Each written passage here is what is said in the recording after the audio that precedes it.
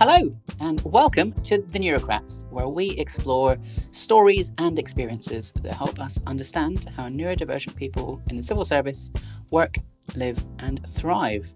I am Ian Forbes, and I work in the Department for Transport. I'm also part of a group of people who believe that making the civil service a more welcoming place for those who think differently is good for them and good for the civil service too. Our guests today discovered they were dyslexic well into adulthood. Their journey touches on identity, workplace culture, and the surprising strengths that come with a different way of processing the world. I'm thrilled to introduce Suzanne Edmond, formerly Director of Communications at the Department for Transport, and now turned entrepreneur as the founding Director of Moxie Communications. Welcome, Suzanne. Hi, lovely to be here. Thanks for joining us. So let's start with the moment that everything shifted. So you were diagnosed with dyslexia as an adult. Can you tell us what led up to that? Absolutely. So I was in my early 30s and working at a large corporate, and I had a boss who was a self-confessed grammar pedant. And without knowing I was dyslexic, obviously grammar and spelling were not my forte. So it was not a marriage made in heaven, and it led to lots of late nights and tears, and my confidence actually wasn't great.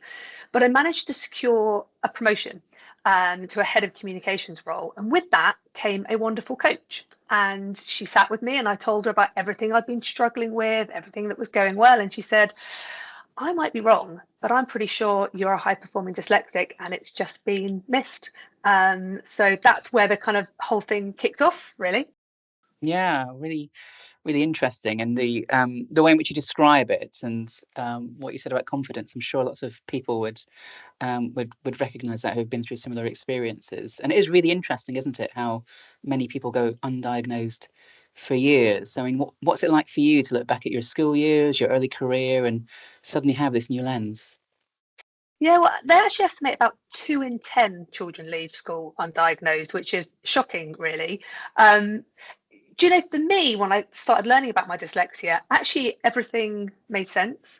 All the things that I had struggled with, that I'd been undermarked on all my grades. You know, by the time I found out I'd not just gone through school, I had 2 degrees, that I should have probably performed much better at. But obviously, it made sense the kind of things I focused on. I did a lot of kind of drama and acting, and then focused my career around communications and engagement. So it all kind of started to fall into place a lot, actually. Yeah, really interesting. I can imagine that there'll be a mix of emotions, a bit of relief, a bit of frustration, maybe a bit of both. Do you know, I talk about dyslexic thinking with great pride now, but I will be entirely honest. The moment I found out, I was absolutely devastated. Like, you know, who was ever going to hire a dyslexic head of communications? But that same coach that I worked with was absolutely incredible. And she helped me kind of understand that my strength actually came from the same place as the things that I struggled with, which is that kind of dyslexic thinking. And so I learned not just to forgive the frustration from others, you know, that boss who really did have a go at me for all my kind of errors, but actually to forgive myself, because I've been beating myself up for so many years. So yeah, it was initial kind of fright, then relief, and then actually a much better path going forward. Yeah, really interesting. I mean, one thing which really stood out for me, Suzanne, in your story is that you felt able to speak up eventually about your diagnosis at work, and that is not always easy, I'm sure, not for you and not for others too. I mean, what helped you in that? What made it feel safe? So for me, I think I didn't talk about it when I was in that kind of corporate. I think I was still coming to terms with it myself, to be honest. When I first joined Department for Transport, it was such a different culture, and they talked about bringing your whole self to work, and actually meant it. And it took me a few months to realize that people genuinely were there to kind of support you. And I think that kind of culture allowed me to start, just to begin with, be honest with the people that I worked with, and just kind of try out talking about it a little bit more. And then there was no judgment. People were interested, they were supportive, so I started to kind of talk about it more and more. But that culture bit, absolutely critical. Yeah, that's really interesting. I mean, what other people talking about neurodiversity in the Department for Transport when you joined? And did that make it a bit easier, or did you still feel like you had to put yourself out there?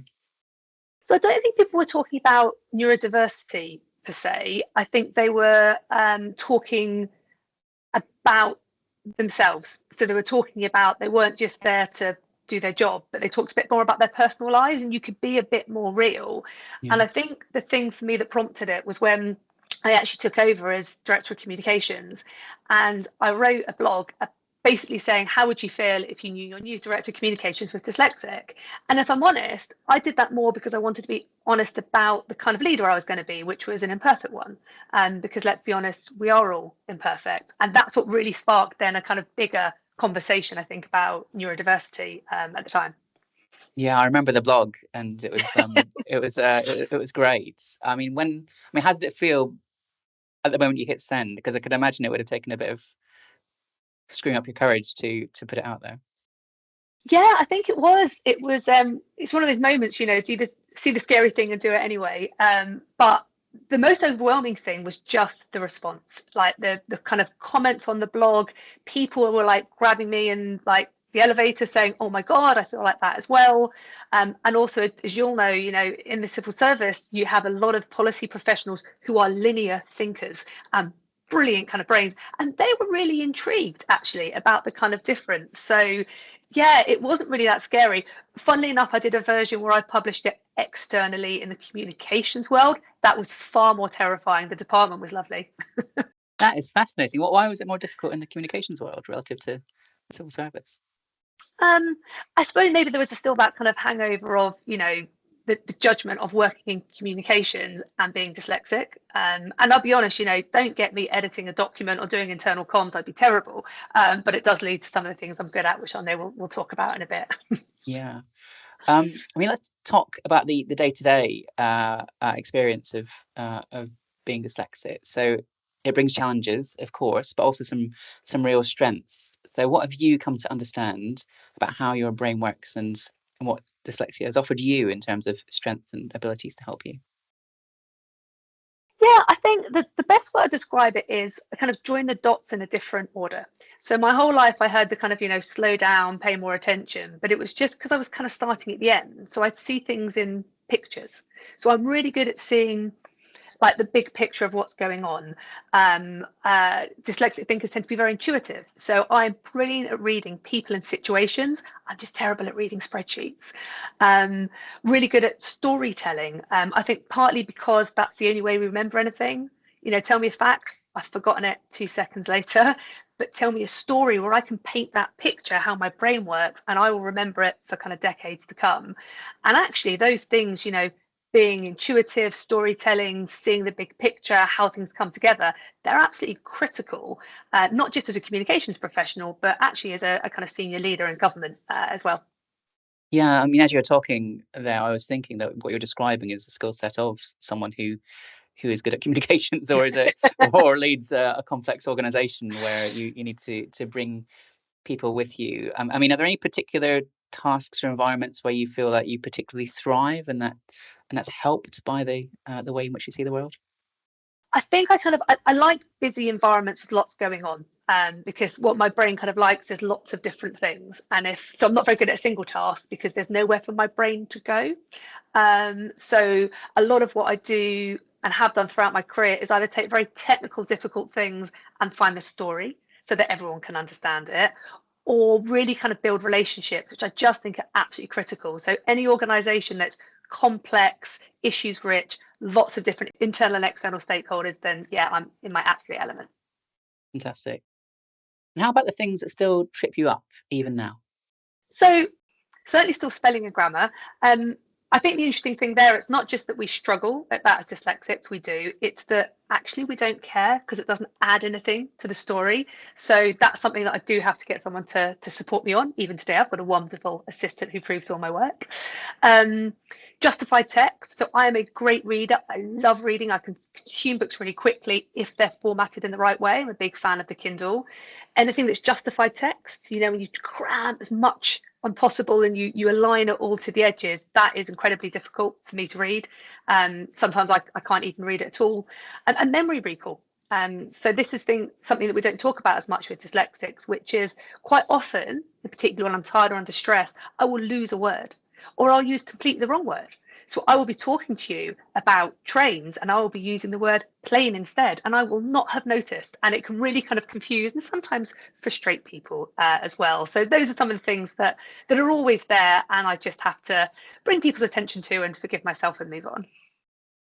Yeah, really interesting. I mean, I actually had a recent experience where, for whatever reason, I was writing documents in Times New Roman, and I'd slightly fallen in love with that font. And then a very professional and tactful dyslexic colleague said, "Ian, if you write in that font, I am going to be kind of find it really, really tough to read it. So if you just please move to a Arial or something without serif." And it was a small thing to do, didn't have any particular impact on me, but really helped her. And it was really great that she raised that point. Absolutely. I'm on a one woman mission to ban justified text, which I know is a brave thing to say to an audience of civil servants, but it is difficult for dyslexics, partially sighted. It can make a massive kind of difference and big barrier for us. So yeah, I would definitely ban that if I could. All right, key takeaway: ban justified text. But it's not just about accommodation, though, is it? It's about unlocking potential. It's about finding the areas where people have strengths and are able to do things more effectively. But it's a good reminder that we all need to just be mindful of the small things we can do, which can help people thrive.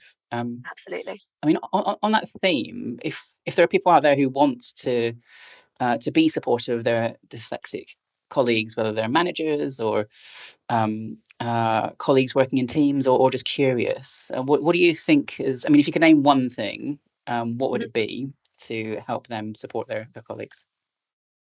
So I think ask. It's a very individual thing. So ask how you can help, because people have very different strengths and weaknesses as dyslexic. But the one thing that you can do is just be kind and be patient, if there are things that people are struggling with, because it's the frustration that can often be most difficult. So having someone who just wants to understand and takes the time can mean the absolute world.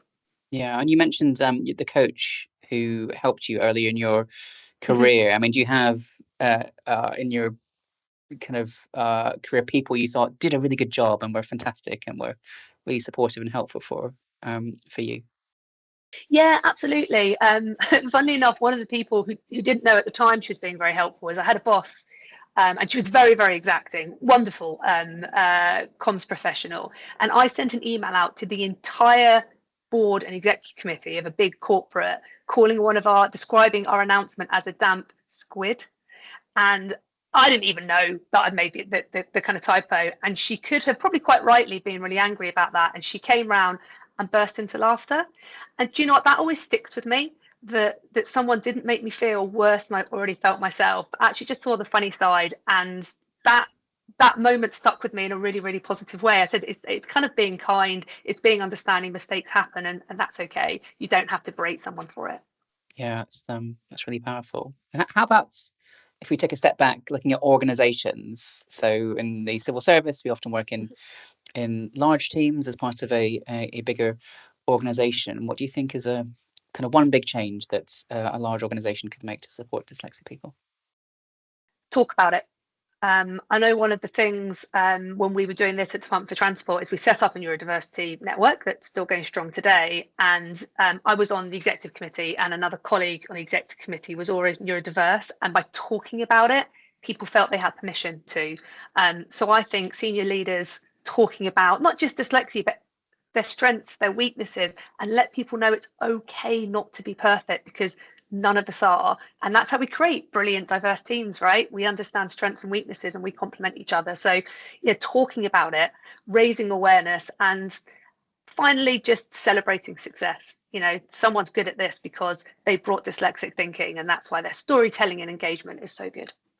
Yeah, and how about one thing that you would steer organizations or individuals away from if they wanted to be supportive to dyslexic colleagues?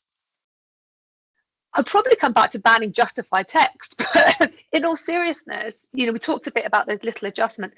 Make those little adjustments that don't make a massive difference to you. Write written communications, make sure they're really clear, really accessible, and just check on people, because it doesn't cost anything and it can just make the world of difference to an individual who might be struggling quietly. Fantastic. And if I can throw something else in, we're experimenting a bit with technology, with AI, with new ways of doing things. I just wonder whether you look at some of the advances that are around the corner and whether you're hopeful that they could help improve the working environment for dyslexic people, or whether you have any concerns about it.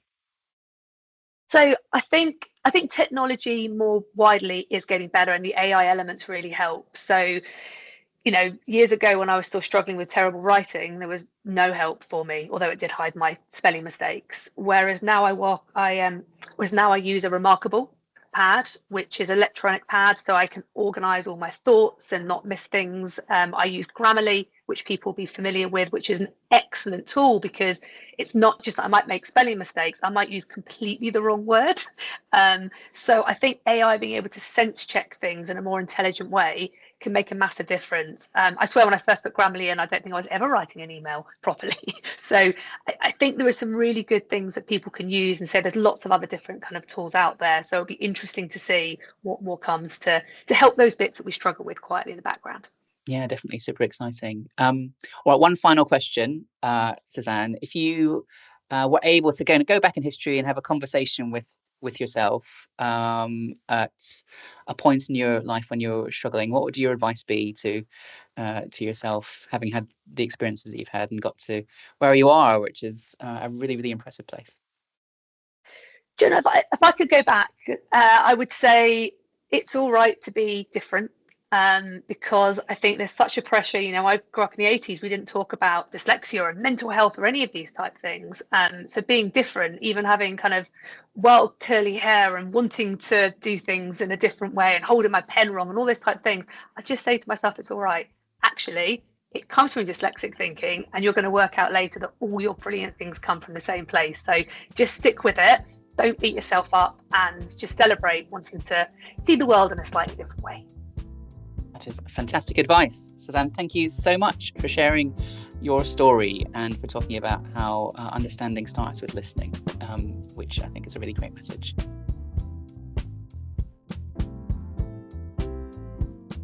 That's it for this episode of The Neurocrats. If you found this conversation helpful, inspiring, or thought-provoking, please do click subscribe to be notified of future episodes, and do feel free to share the link with colleagues who you think might be interested. And if you have a story you would like to share, please do speak to your neurodiversity network, who can get in touch.